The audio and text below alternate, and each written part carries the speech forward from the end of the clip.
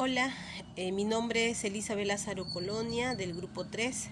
Sigo con la pregunta 6. ¿Por qué se dice que el derecho de acción es abstracto? Se dice que es abstracto porque está en todas las personas por el simple hecho de ser. La pregunta se dice, ¿cuál es la diferencia de interés y legitimidad para obrar? La diferencia de interés y legitimidad es que el interés es aquella disposición que tenemos de aquella posesión jurídica por la que justificamos esta medida como una pretensión material. Por ejemplo, tengo un contrato y se está violando una cláusula de ese contrato, no se está cumpliendo, entonces se pretende de que ésta se cumple. A diferencia de la legitimidad para obrar, que es donde el derecho te reconoce como titular de ese derecho para realizar una demanda. En el 8 dice, ¿cuál es la relación entre acción, demanda y pretensión?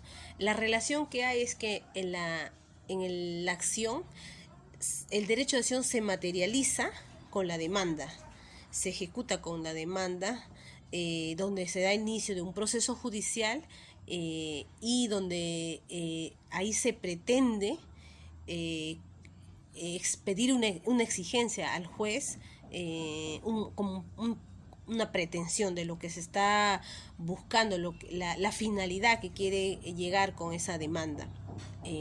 La pregunta no es cuál es la función y la importancia de las excepciones procesales. La función de la excepción procesal es que es un mecanismo de defensa ejercida por el demandado con la finalidad de poner manifiesto la deficiencia o inexistencia de una relación jurídica válida.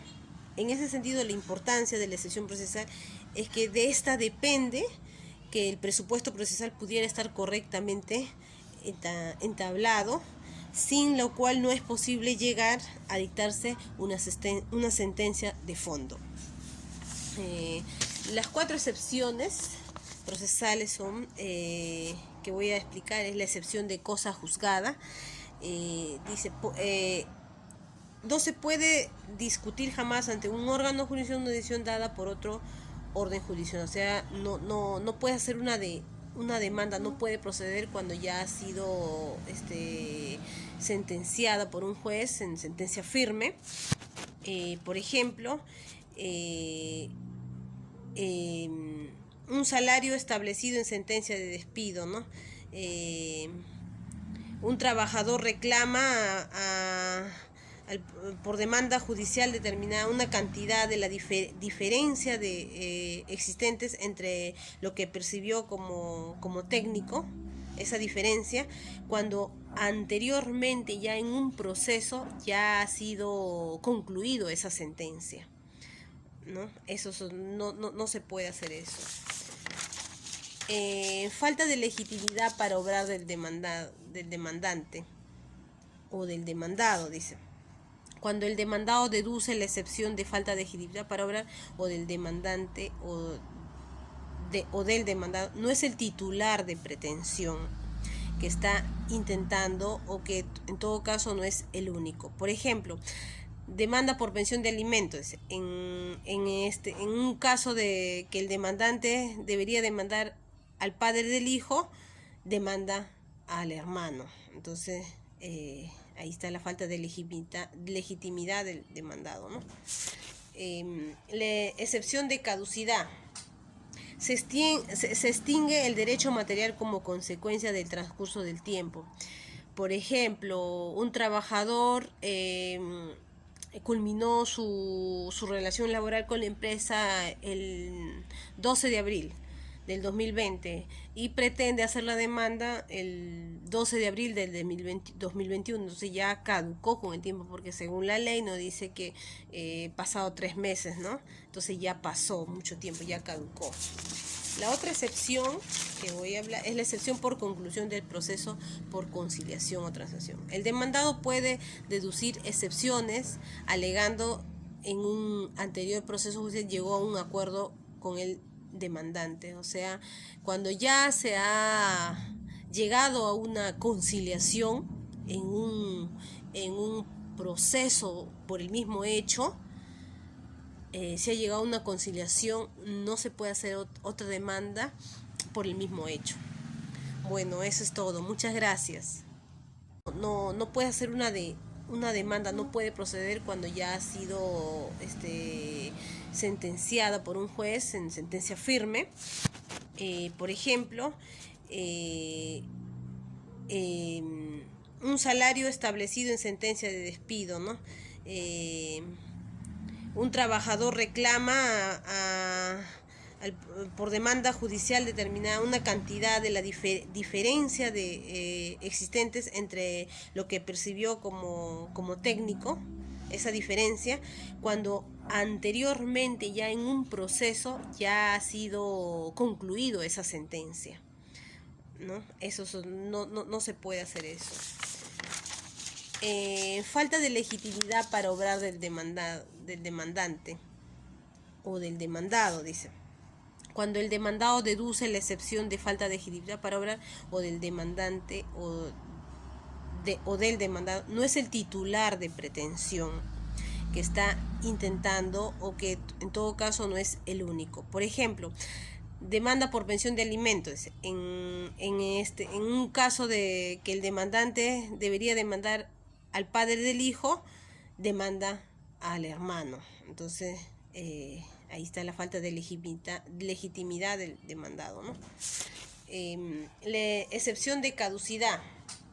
Se extingue el derecho material como consecuencia del transcurso del tiempo.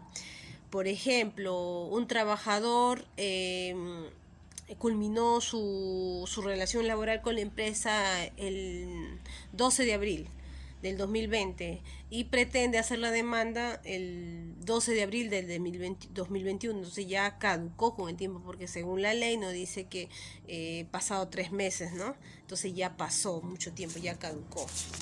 La otra excepción que voy a hablar es la excepción por conclusión del proceso por conciliación o transacción. El demandado puede deducir excepciones alegando en un anterior proceso judicial llegó a un acuerdo con el demandante. O sea, cuando ya se ha llegado a una conciliación en un proceso por el mismo hecho, si ha llegado a una conciliación, no se puede hacer otra demanda por el mismo hecho.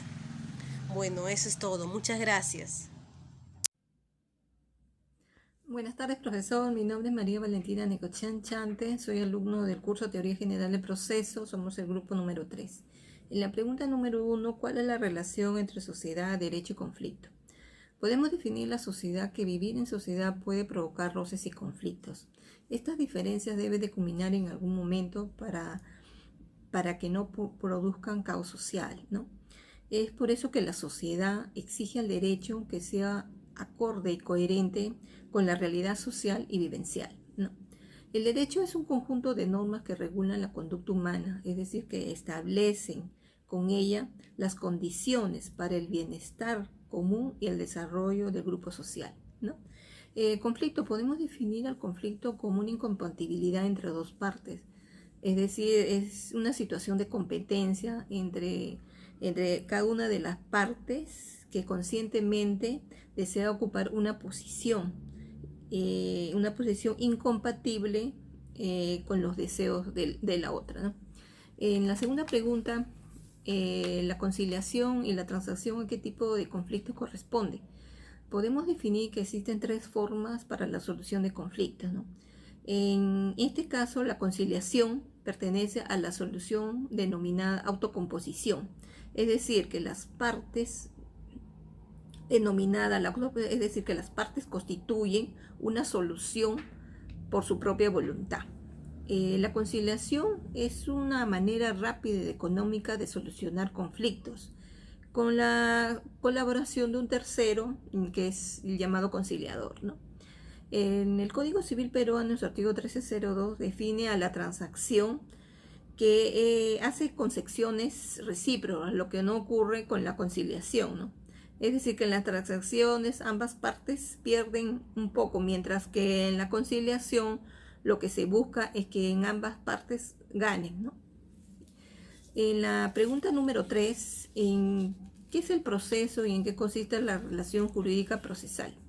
Podemos decir que el proceso es un conjunto de encadenamiento de fenómenos asociados al ser humano, ¿no? En el derecho se considera como un proceso al conjunto o totalidad de actuaciones seguidos ante una autoridad judicial, necesarias para averiguar la consumación de un delito, ¿no? La relación jurídica procesal es el vínculo surgido de la realización de un proceso entre dos o más sujetos, uno de los cuales se denomina sujeto activo, que será el pretensor frente a otro llamado sujeto pasivo, o el sujeto obligado, regulado por una unidad en el ordenamiento jurídico, ¿no? En la pregunta número 4, ¿cuál es la importancia de la tutela jurisdiccional efectiva? Podemos decir que la tutela jurisdiccional efectiva es la defensa de la persona a través de un órgano que ejerce en jurisdicción, ¿no? Y que nos hace cumplir con la eficacia, darnos una solución a nuestro conflicto. Es un derecho fundamental que al momento de solicitarnos estaríamos ejerciendo nuestro derecho de acción. En la pregunta ¿en qué consiste la retroactividad y la ultraactividad? Podemos definir a la retroactividad que se da a los hechos, relaciones y situaciones que tuvieron lugar antes del momento en que entren en vigencia, es decir, antes de la aplicación inmediata, ¿no? Mientras que la ultraactividad es la manera en que se encuentra vigente al momento de producirse los hechos previstos, ¿no? En ella es la que se debe aplicar pese a que la norma haya sido derogada con posterioridad. Eso es todo, profesor. Gracias.